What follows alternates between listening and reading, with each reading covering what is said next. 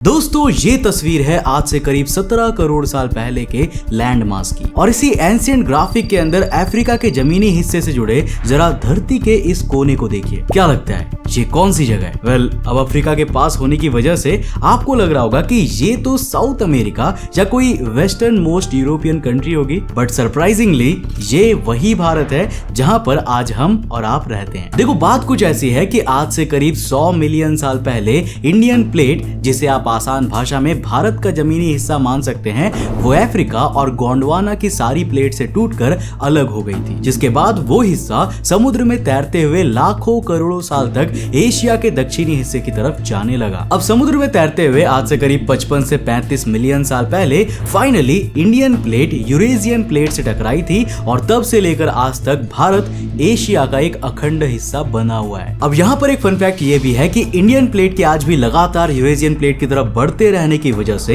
हिमालय के हिस्से की जमीन रिलेंटलेसली उठती जा रही है, जिस वजह से हिमालय के पर्वतों की ऊंचाई आज भी हर साल 1 सेंटीमीटर तक बढ़ती जा रही है। अब बेशक एक जमीनी हिस्से का टूटना बहुत बड़ी बात होती है, क्योंकि इस वजह से ना सिर्फ एक मेजर ज्योग्राफिक चेंज देखने को मिलता है, बल्कि उसकी वजह से पड़ने वाले इम्पैक्ट के कारण ऐसे डिजास्टर्स भी आते हैं जो कई बार लाखों लोगों की जान लेने की काबिलियत रखते हैं। एंड अनफॉर्चुनेटली ऐसा फिर से हो रहा है। धरती में एक बार फिर से जमीन का एक बड़ा सा हिस्सा दूसरे बड़े से हिस्से से टूटकर अलग होने वाला है और सरप्राइजिंगली इस बार भी ये इवेंट अफ्रीका में ही देखा जा रहा है। नाउ क्या है ये प्लेट पार्टीशन और क्या इससे हमें कोई फर्क पड़ना चाहिए? वेल, आज के इस वीडियो में हम इसी के ऊपर डिटेल में बात करने वाले हैं। तो हेलो गाइस, मैं हूं कौशिक और चलिए शुरू करते हैं एक और नए एपिसोड।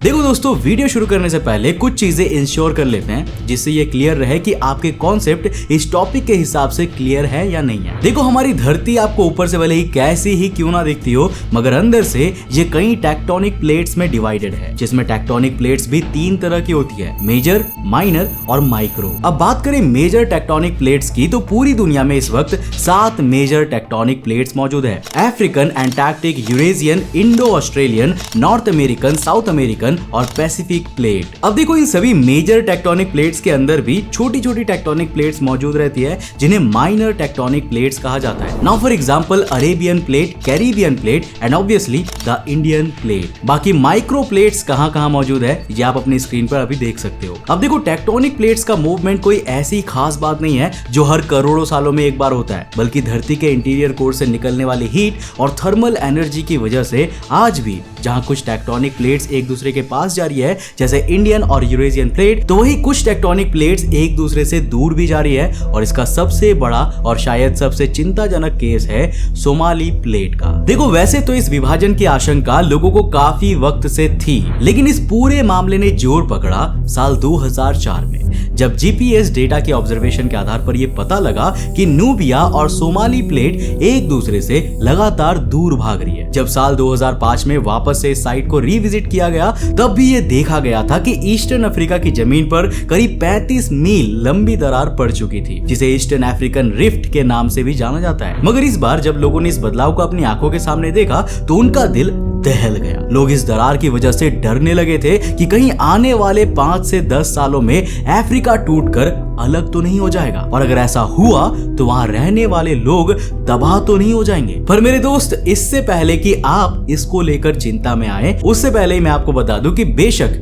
ये रिफ्ट एक्सपैंड होगा और जमीन का ये हिस्सा टूटकर अलग भी होगा, लेकिन इसको अभी इतना ज्यादा टाइम है कि शायद मानवता तब तक सरवाइव भी ना कर पाए। देखो, अभी तक की गई ऑब्जर्वेशंस के हिसाब से ये दोनों टेक्टोनिक प्लेट्स एक दूसरे से हर साल 6 से 7 मिलीमीटर दूर जा रही है, जिसे कंप्यूटर सिमुलेशन में रखा जाए तो अफ्रीका के इस हिस्से को अलग होने में अभी करीब 10 मिलियन साल लगेंगे। और टाइम्स ऑफ इंडिया की इस रिपोर्ट के हिसाब से जब भी ये अलगाव होगा, उसके बाद ना सिर्फ इंडियन ओशन में कई छोटे छोटे आइलैंड्स क्रिएट हो जाएंगे, बल्कि टूट चुका जमीनी हिस्सा अपने आप में एक कॉन्टिनेंट फॉर्म करेगा और धीरे धीरे साउथ एशिया की तरफ बढ़ने लगेगा। अब यूनिवर्सिटी ऑफ कैलिफोर्निया में पढ़ाने वाले मरीन जियोफिजिसिस्ट केन मैकडॉनल्ड ने यह भी ऐड किया कि समुद्र में ड्रिफ्ट करने के दौरान ये छोटा सा कॉन्टिनेंट एक नए ओशियन को भी क्रिएट करेगा। ठीक उसी तरह जैसे अफ्रीका से अलग होने के बाद इंडियन प्लेट ने इंडियन ओशियन की संरचना करी थी, और ये साइंस एंथुसियास्ट के लिए बहुत ही फैसिनेट करने वाली चीज है। अब देखो, हमने आज तक सिर्फ किताबों में कॉन्टिनेंटल रिफ्ट्स और ओशियन क्रिएशन जैसे कॉन्सेप्ट्स के बारे में पढ़ा है, पर ऐसी चीजों को अपनी नजरों के सामने देखना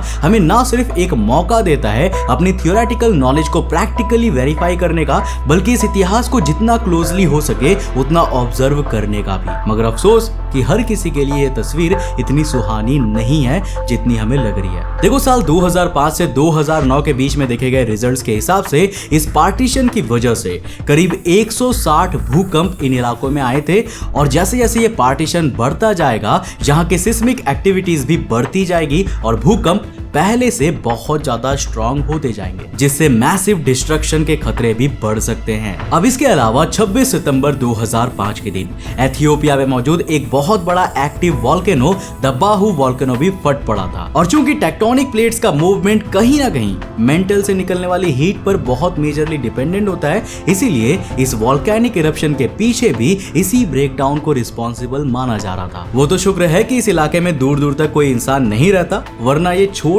सा हादसा हजारों लोगों की मौत का कारण भी बन सकता था। अब देखो, आज तो नहीं, मगर इस खाड़ी के बढ़ने के बाद अफ्रीका के एफआर रीजन में एक भारी बाढ़ भी देखी जाएगी, जो अपने अंदर बहुत बड़े जमीनी हिस्से को कुछ ही सालों में पूरी तरह संभालेगी, जिससे ऑब्वियसली वहां पर रहने वाले इंसान तो अफेक्टेड होंगे ही होंगे, साथ ही साथ इकोसिस्टम को जिस लेवल का इंपैक्ट पहुंचेगा उसका तो कोई भी रिकॉर्ड नहीं है। Drought, climate change, landslide, mass extinction, ये सारी कुछ ऐसी खतरनाक पॉसिबिलिटीज है जो इस मैसिव चेंज की वजह से हकीकत में बदल सकती है। और ये सब कुछ देखेगा वो अफ्रीका जो आज खुद बड़े त्रस्त हालातों से गुजर रहा है। खैर, ये तो हो गई बात बदलाव आने की, लेकिन अफ्रीका से टूट चुकी सोमाली प्लेट का फिर क्या होगा, ये देखना बड़ा दिलचस्प है, जिसे आप इस एनिमेशन की मदद से समझ सकते हैं। देखो, आज से करीब 10 मिलियन साल बाद अफ्रीका से पूरी तरह टूट जाने के बाद मेडागास्कर आइलैंड्स और सोमाली प्लेट धीरे धीरे उसी ट्रैक को फॉलो करेंगी जो आज से करोड़ों साल पहले इंडियन प्लेट ने फॉलो किया था, और करीब करीब 200 मिलियन सालों तक इसी दिशा में ड्रिफ्ट करने के बाद ये प्लेट अंत में भारत के दक्षिणी हिस्से से टकरा जाएगी। और जिस तरह भारत के साउथ एशिया से टकराने के बाद हिमालय पर्वतों की संरचना हुई थी, उसी तरह सोमाली प्लेट के भारत के दक्षिणी हिस्से से टकराने के बाद एक और माउंटेन रेंज बनेगी जिसका नाम होगा सोमालय। अब इससे पहले कि मुझे कोई कहे, पहले ही मैं बता दूं कि इन पहाड़ों का नाम मैंने नहीं रखा है, बल्कि खुद जियोलॉजिस्ट ने रखा है। देखो, ये माउंटेन रेंजेस ठीक उसी जगह पर बनेगी जहां पर आज मुंबई जैसे बड़े तटीय शहर मौजूद है, और जिस तरह से सोमाली प्लेट इंडिया की तरफ लगातार मूव करते हुए आएगी, और इसके मूवमेंट्स को देखते हुए जो ग्राफ डिजाइन किया गया है उसके हिसाब से भारत के इस हिस्से में जो भी माउंटेन रेंजेस बनेगी वो मानव इतिहास में बनने वाली अब तक की सबसे बड़ी और शायद सबसे ऊंची माउंटेन रेंज होगी, जिसे देखने के लिए ऑफ कोर्स हम जिंदा नहीं बचने वाले। हालांकि देखो, एक इश्यू यहाँ पर और है जिसे हमें एड्रेस करना चाहिए, और वो है क्लाइमेट चेंज का। हम बात करते रहते हैं कि कैसे आगे आने वाले समय में बड़े बड़े बदलावों को देखने के लिए हम जिंदा नहीं बचेंगे, मगर देखो, हकीकत यह है कि एडवांस में अपनी कब्र खोदने का काम सिर्फ हम इंसान ही तो कर रहे हैं। Energy policy institute eight university of Chicago की एक रिपोर्ट ने बताया था कि पूरी दुनिया की global life expectancy air pollution की वजह से करीब 2.2 साल गिर चुकी है। यानी इस वक्त दुनिया में इतना ज्यादा एयर पोल्यूशन बढ़ चुका है कि इंसान अपने पुराने आंकड़े से करीब 2.25 साल पहले ही मर जाते हैं। और देखो, ये एयर पोल्यूशन जानवरों ने तो नहीं किया है, बल्कि ये हमारी ही गलती का नतीजा है, और आज हम इसे भुगतना शुरू भी कर चुके हैं। ग्लोबल वार्मिंग की वजह से जो सी लेवल लगातार बढ़ता चला जा रहा है, उसके कारण साल 2050 तक मुंबई, कोची, मैंगलोर, चेन्नई, विशाखापट्टनम और तिरुवनंतपुरम जैसे बड़े बड़े शहर पूरी तरह पानी में डूब चुके होंगे। और ये सारी बात मैं हवा में नहीं कह रहा, बल्कि इसके कंक्रीट प्रूफ आप अपनी स्क्रीन पर देख सकते हो। हम जिस जिंदगी को जीने के लिए इतनी मेहनत कर रहे हैं, उसका फायदा ही क्या होगा अगर अपने ही कारनामों की वजह से हमें जीने का मौका ही ना मिले। इसीलिए वक्त आ गया है थोड़ा सा सीरियस होने का, और क्लाइमेट के प्रति जितना ज्यादा कंट्रीब्यूट कर सकते हैं उतना कंट्रीब्यूट करने का। ज्यादा नहीं तो अगर हम सब एक पेड़ भी लगा ले और रोज उसे पानी दे, तो ये प्रैक्टिस लार्ज स्केल पर पहुंचने की वजह से लाखों लोगों की जिंदगी बचा सकती है। हमारी आपसे अपील है कि प्रकृति के करीब रहे और इसे नुकसान पहुंचाना बंद करे, क्योंकि ये प्रकृति हमारी विरासत नहीं है जो हमें हमारे पूर्वजों से मिली है, बल्कि प्रकृति वो ऋण है जिसे हमने अपनी अगली पीढ़ी से लिया है। और हमें कोशिश करनी चाहिए कि इसे सूद समेत बेहतर करके अगली पीढ़ी को वापस कर सके। इसके बारे में आपकी क्या राय है मुझे नीचे कमेंट करके जरूर बताना। अगर इस वीडियो से आपको कुछ नया सीखने को मिला तो इस वीडियो को लाइक करके जाना और अपने फ्रेंड्स के साथ जरूर शेयर करना। अगर आप नए हो चैनल पे तो इस चैनल को सब्सक्राइब कर लेना और साथ ही साथ नोटिफिकेशन बेल ऑन कर लेना, क्योंकि ये आपके लिए बिल्कुल फ्री है, लेकिन ऐसा करने पर हमें काफी ज्यादा मोटिवेशन मिलता है आपके लिए नए वीडियोस बनाने में। मैं मिलता हूं आपको नेक्स्ट एपिसोड के साथ, तब तक के लिए बाय, जय।